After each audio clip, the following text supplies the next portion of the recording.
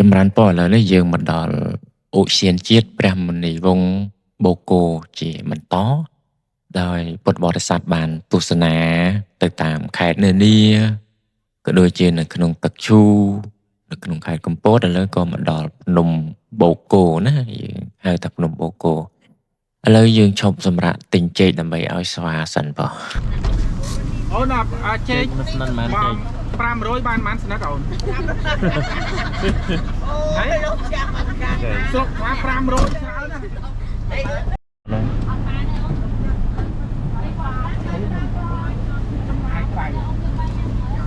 រួចនេះឥឡូវបន្តដំណើរទៅមុខទៀតញោមពុទ្ធបរិស័ទព្រោះនៅទីនោះមានស្វាច្រើនណាបាទអញ្ចឹងយើងទៅបានមានចេកមានអីទុកឲ្យស្វាគ្នារស់នៅតាមផ្លូវបងហ្នឹងហើយគេថាពួកស្វានឹងច្រើនបងវាមានពួកវាទៀតណាបងវាមានតាំងពីក្រមរហូតដល់ខាងលើនោះតែទៅដល់លើជ្រៅតែហ្មងគឺថាវាអត់មានទេតែនៅខាងក្រោមហ្នឹងគឺមានស្វាច្រើនទេញោមឥឡូវនេះក៏ធ្វើដំណើរឡើងទៅលើភ្នំបូកគោតើភ្នំបូកគោមានអ្វីខ្លះញាតិញោមពុទ្ធបរិស័ទយើងនឹងតាមដានទស្សនាជាបន្តនៅក្នុងភ្នំបូកគោហ្នឹងបងហើយភ្នំបូកគោជាទីដែលមានហៅថារមណីយដ្ឋានត្រជាក់ចិត្តណាញាតិញោមពុទ្ធបរិស័ទហ្នឹងហើយពុទ្ធបរិស័ទយើងបានទៅលេងនិងទស្សនានៅទីនោះគឺថាវាមានសភាពត្រជាក់ល្អបងហ្នឹងហើយភ្នំបូកគោគឺជាទេសភាពគេហៅថាឋានសួគ៌បូកគោណាញាតិញោមណាមកឃើញញើបរទេសខ្លះជិះម៉ូតូជួលបងឡើងទៅហើយតំបន់ទេសចរដ៏តាក់ទាញនឹងមានចំនួន10កន្លែងនៅបូកគោប៉ុន្តែมันបានលើកទាំងអស់ទេញាតិញោមពុទ្ធបរិស័ទមកភាពទៅហ្នឹងគ្រាន់តែទៅខាងកំពូលនោះទេតែបើយើងនិយាយអំពីភ្នំបូកគោឧទ្យានជាតិព្រះមុនីវង្សបូកគោនេះមានចម្ងាយ190គីឡូម៉ែត្រពីរាជធានីភ្នំពេញមានកម្ពស់1075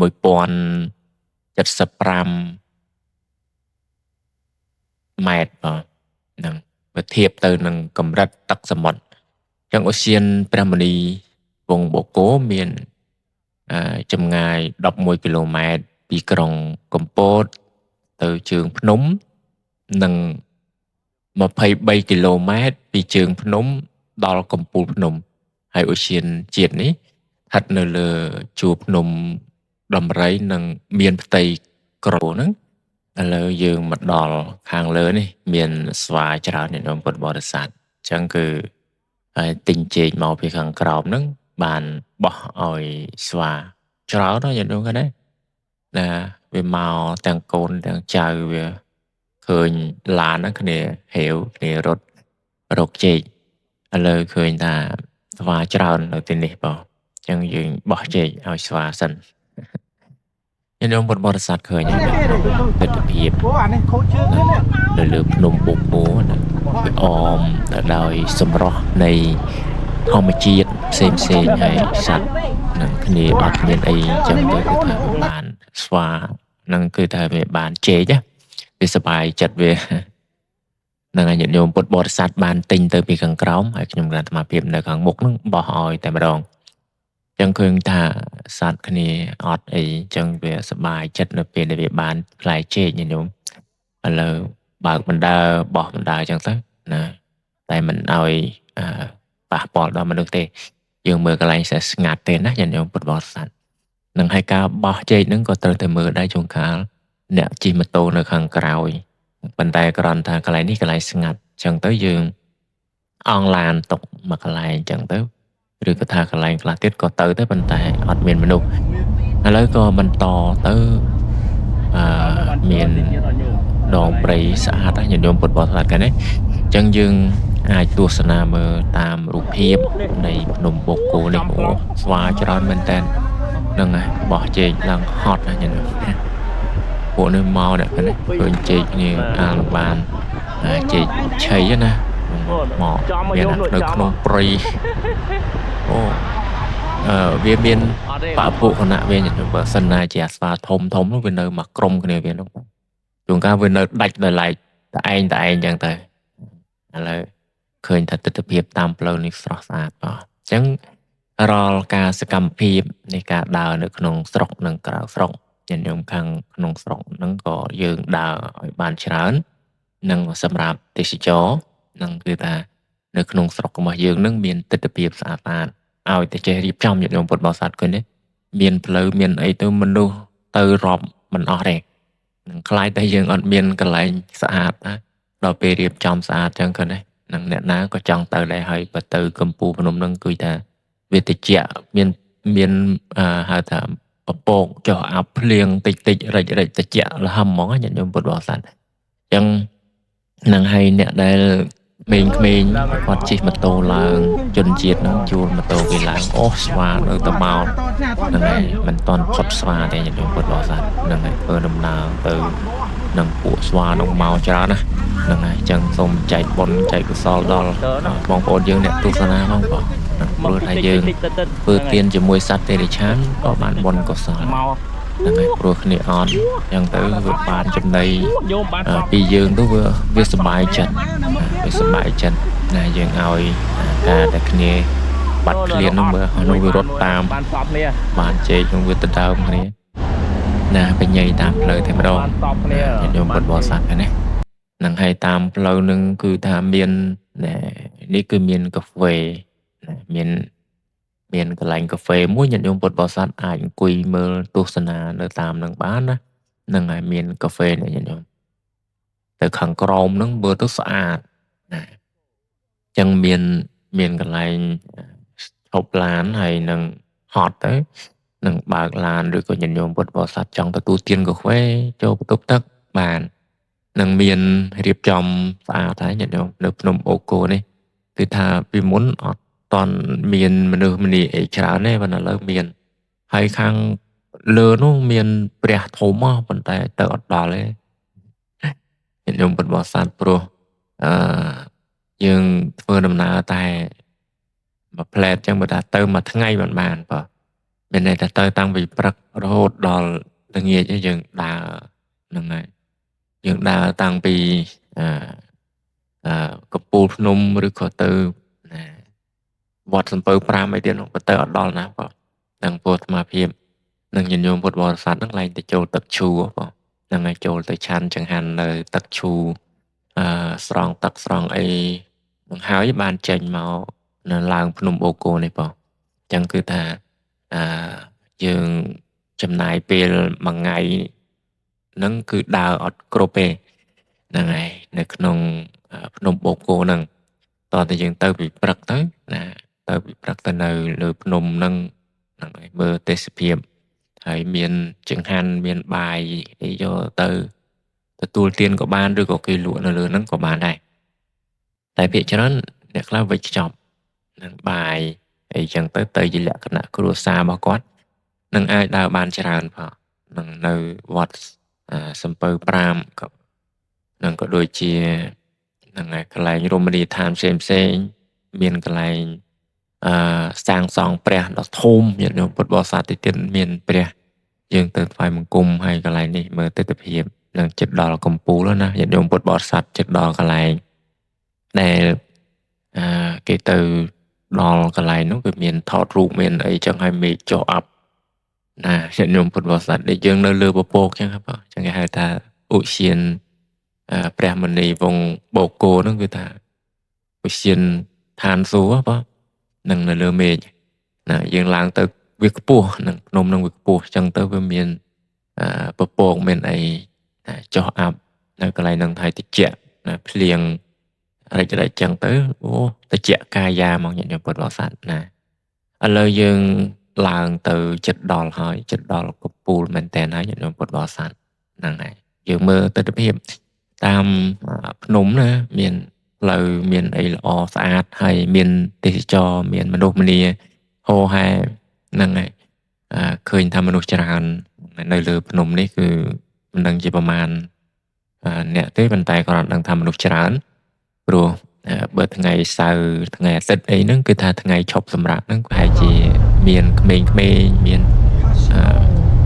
ពុទ្ធបរិស័ទជើញមកពីតាមខេត្តនានាគ គាត់មកនៅ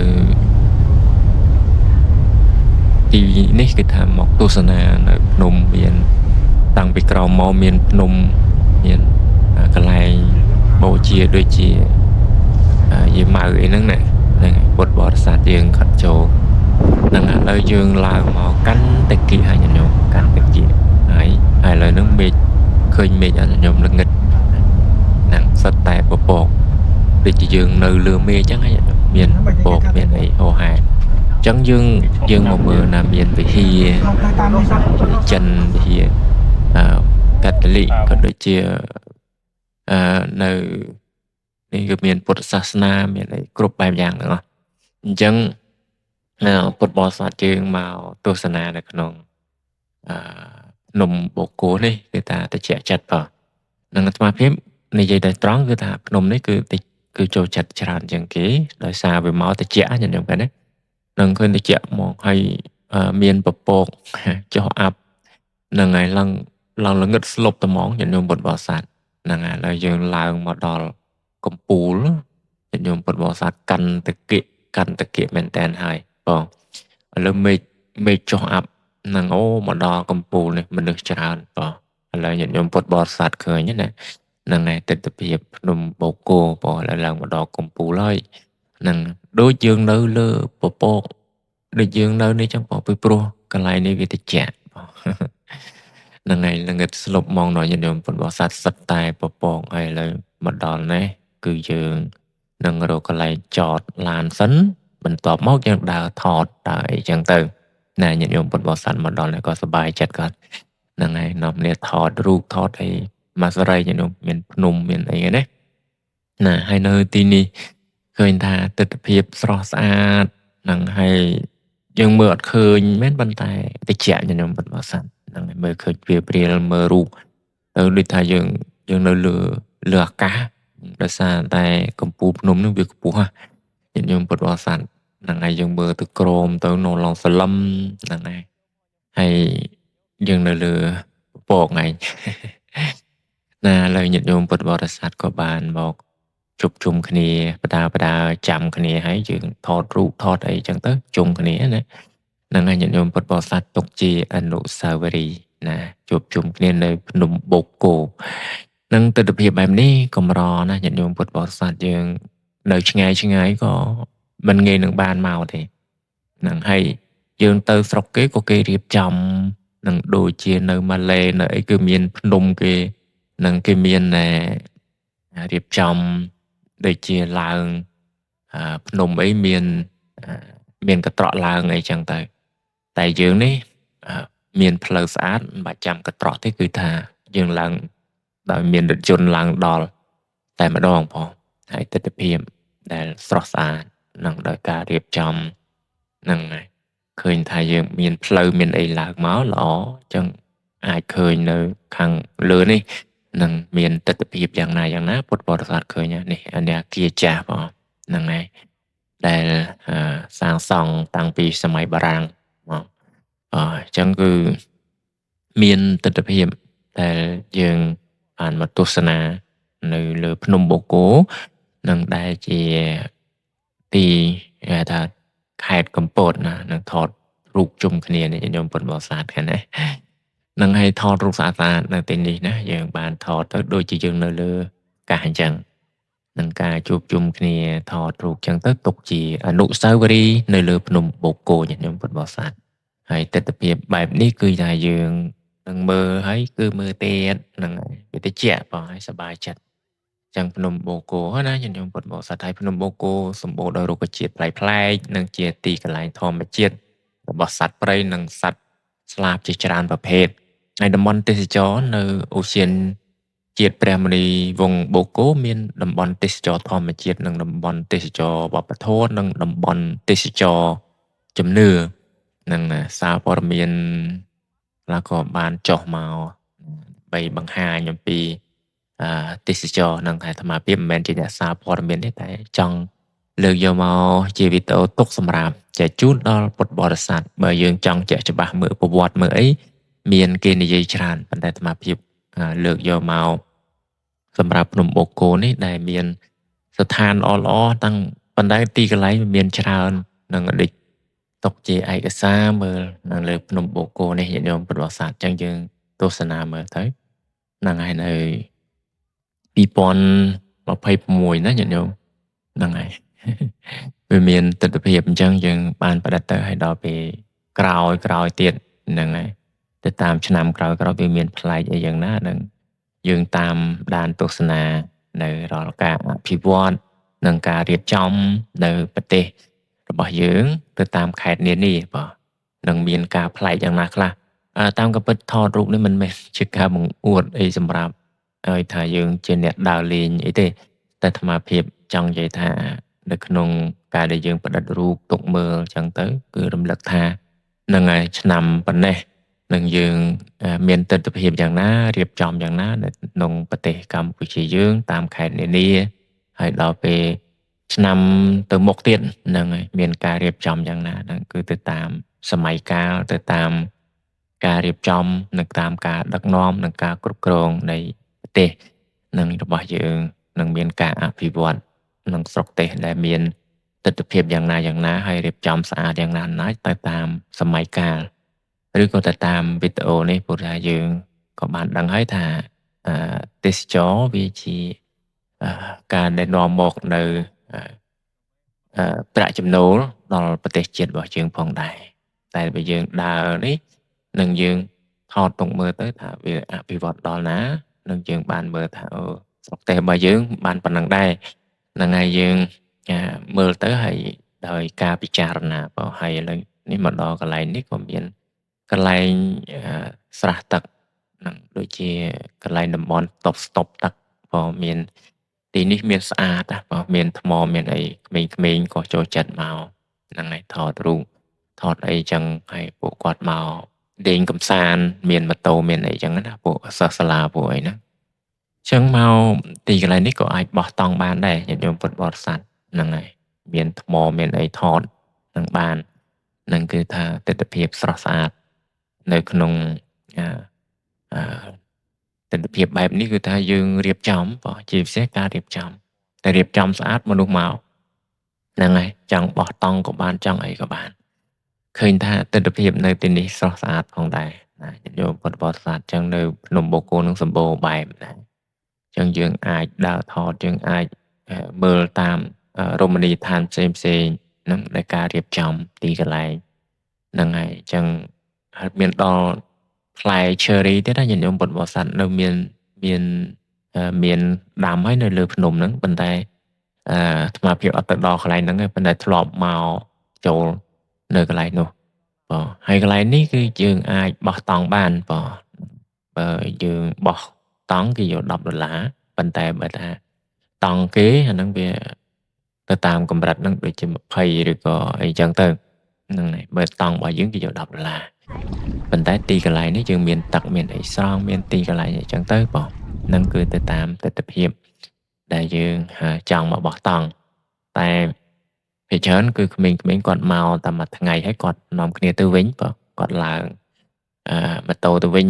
ឬក៏ជិះរថយន្តទៅវិញហ្នឹងហើយប៉ុន្តែអ្នកដែលចូលចិត្តបោះតង់អីគឺគេមកបោះតង់